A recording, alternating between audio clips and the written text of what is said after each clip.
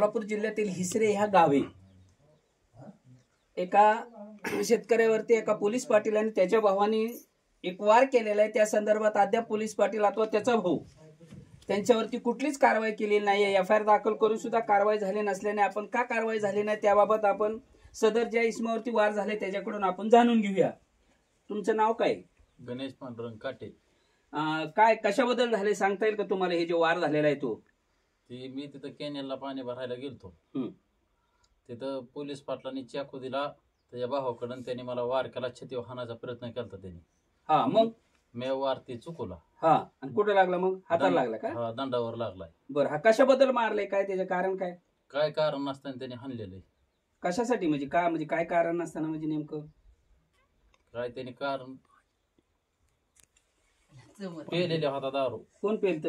दोघं बाबा दारू पेलेले होते। अरे बापरे, दारू पिऊन आलते त्यांनी असं केलं का? पोलीस पाटलांनी तुम्ही म्हणता चाकू काढून दिला, त्याच्या भावाला चाकू काढून दिलाय का त्यांनी? पोलीस पाटलांनी दिलाय काढून। हा, काय म्हणला तो चाकू काढून देताना? मग मार मारला ह्याला जीव असा म्हणला का तो?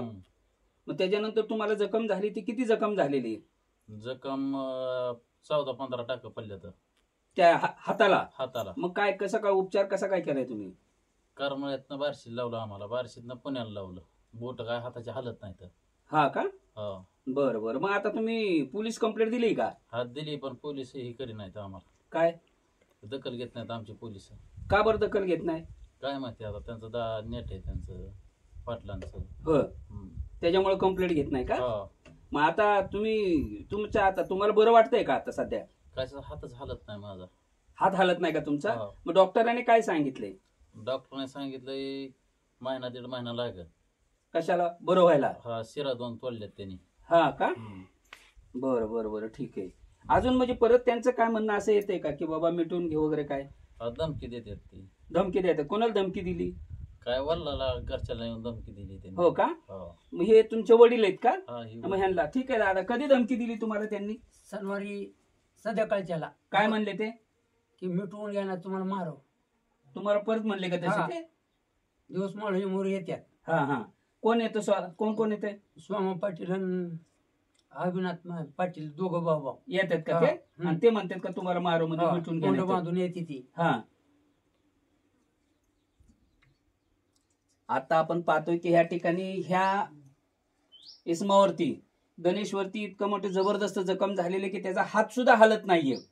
त्याचा हात हलत नसताना ह्याचं मत आहे की मला मारायचा प्रयत्न केला, मला छातीत मारायचा प्रयत्न केला होता, त्यांनी हुकावल्यामुळे हाताला लागलेलं। जर छातीला लागला असतं तर ह्या इसमाचं काय खरं नव्हतं, ह्याचं काहीतरी बरं वाईट झालं असतं। आणि इतकं करून सुद्धा पोलीस पाटील आजही येऊन संबंधित ज्या इसमाला लागले त्याच्या वडिलाला ह्यांना दमदाटी करतात की मिटून घ्या नाही तर तुमचं काहीतरी बरं वाईट करू। पोलीस ह्या गोष्टीकडे लक्ष देतील का? एफआयआर फाटून सुद्धा पोलिस जर दुर्लक्ष करत असेल तर ह्या माणसांनी कसं जागायचं? आज हे भयभीत आहेत असं एकंदरीत दिसतंय।